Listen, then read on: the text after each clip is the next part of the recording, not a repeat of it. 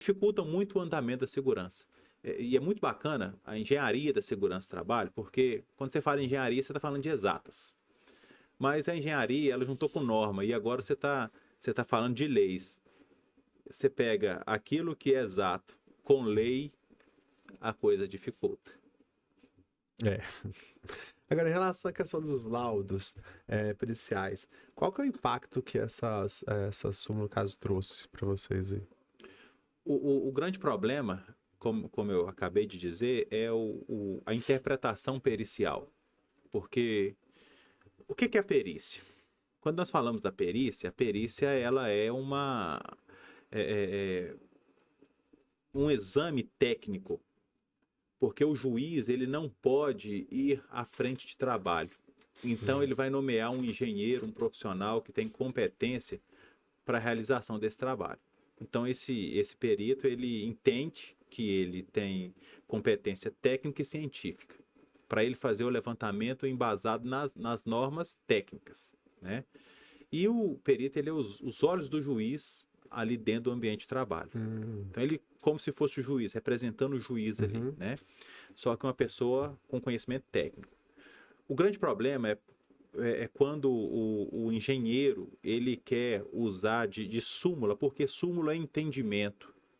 Súmula não é lei, não é normatizado. E ele quer colocar isso como legislação. Então isso traz um impacto porque muitas vezes o empregador, ou até mesmo o próprio empregado, ele pode ser lesado com essa situação. Sim. Né? Na maioria das vezes o empregador, porque ele vai entender que ali tem 10 grandes circulação para ele é 10, ainda é um projeto de lei, então ele determina que aquela atividade ela é insalubre. Tá. Agora, quando a gente fala sobre insalubridade, periculosidade, tem a questão também da aposentadoria especial, né? Como que a gente Isso. entraria nisso aí? Exatamente. O decreto 3048, ele elenca ali quais são os agentes que dão direito à aposentadoria especial, né? Então, ele determina ali alguns agentes que a pessoa vai aposentar mais cedo. Então, algumas atividades com 15 anos de trabalho, outras com 20 anos e outras com 25 anos de trabalho. O trabalhador ele vai poder ter direito a essa aposentadoria especial de acordo com a exposição ao agente, né? É importante a gente observar com relação à aposentadoria especial o tipo de agente, o tempo de exposição e se vai enquadrar dentro dos parâmetros, porque uma coisa é o que nós dissemos aqui, insalubridade e periculosidade, legislação trabalhista, aposentadoria especial, legislação previdenciária. Então uma coisa não anda com a outra. Tá? Os parâmetros, por exemplo, a gente brinca muito lá no nosso ambiente de trabalho. A gente faz documentação, que é o LTCAT e PGR. PGR, documentação trabalhista. LTCAT, que é o documento específico para aposentadoria especial. O ruído para ele, para PGR, é uma coisa. O ruído para aposentadoria especial é outra. É o que está dentro do decreto 3048. Eu imagino que para aposentadoria especial deve ser uma quantidade muito maior, né? Ou não? Não, a quantidade Não é a muda? mesma. A mesma. A grande questão é o tempo que a pessoa trabalha, porque aí existe, dentro da legislação, a taxa de dobra. O que é a taxa de dobra? A taxa de dobra é a quantidade de horas que eu vou trabalhar, de acordo com esse risco, com esse ruído, ele vai subir. Né? Então, para ruído trabalhista, a taxa de dobra é Q5. Para ruído previdenciário, a taxa de dobra é Q3. Então, para cada um tem uma especificação. Entendi. Outra pergunta aqui, ó. O que é a NH006? NHO06. NHO06, ela trata sobre calor.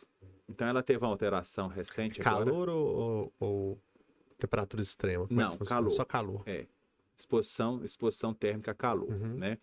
Ela teve uma alteração recente e as alterações, ela facilitou o entendimento em algumas questões e ela trouxe uma ferramenta muito interessante que você, como profissional, pode consultar. Você consegue ver a temperatura para quem tem alguma dificuldade de verificação, né? Ou até mesmo se a própria fiscalização quiser fazer a conferência, consegue verificar a temperatura daquele ambiente de trabalho de forma online. Então, ela tem um link que ela gera a temperatura daquele ambiente, né? Ela consegue mensurar a temperatura aqui da nossa cidade e da região. Então, isso facilita bastante. Você vai lançar, você vai alimentar com os dados necessários ali e ela vai dar a temperatura. Bacana. Tem outra pergunta aqui de um seguidor aqui que está nos acompanhando, está falando o seguinte, em relação à questão de motos, né? A inserir moto dentro do trabalho, ela também se torna uma periculosidade? O trabalho se torna? Olha, hoje não. Isso foi para as vias judiciais. Na verdade, esse anexo da NR16, ele foi cancelado, né? Pela justiça. Ele não foi revogado. Como se diz no vocabulário atual, ele está em stand-by, né? Então, isso vai muito para as vias judiciais. Tem advogados que vão ingressar na justiça para tentar provar o trabalho periculoso ou não, né? Mas, atualmente, ele foi anulado. Foi anulado, ele não está dentro da NR16. Bacana.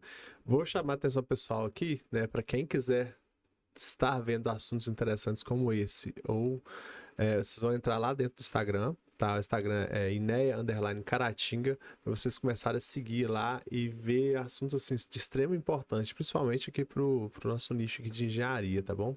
Inclusive, eu pedi o Gedeon para entrar, para mandar o Instagram dele. Qual que é, Gedeon?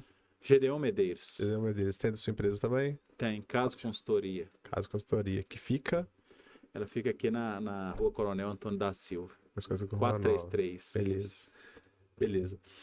E aí você falou também sobre a questão do perito judicial, né? Qual que é, no caso, a participação dele dentro dessa perícia? E como que você... A gente está falando de Brasil, né? Tem essa questão de parcialidade. Como que a gente garante essa parcialidade dele dentro dessa perícia? Olha, essa imparcialidade do perito dentro de uma perícia é de extrema importância. Porque, primeiro, ele é os olhos do juiz naquele ambiente de trabalho. E ele precisa agir de forma a não privilegiar ninguém. Ele precisa entender que o trabalho é científico e técnico. Né? Então, ele precisa fazer os levantamentos adequados dentro do ambiente de trabalho, fazer as avaliações para que o juiz possa enxergar e entender tudo aquilo que aquele trabalhador vivenciou na sua rotina e na sua jornada de trabalho. Então, o trabalho pericial, quando ele é bem feito, ele consegue esclarecer e elucidar para o juiz todas as questões referentes àquela atividade que o trabalhador desempenhava. Porque quando você fala no âmbito de justiça, justiça é jogo de interesse, né? Quem entra na justiça acha que está certo e quem recebeu essa notificação da justiça também se acha no direito de estar certo, né? Ele acha, não, eu fui injustiçado nisso aqui, isso não está correto. Então, o perito ele vai realmente apurar a verdade dentro desse ambiente de trabalho. E quando ele faz esse trabalho da forma correta, da forma técnica, atendendo a legislação, atendendo às normas de higiene ocupacional, como NHO 06, entre as outras que tem, né? Ele vai traçar o parâmetro correto e apresentar a verdade para o juiz.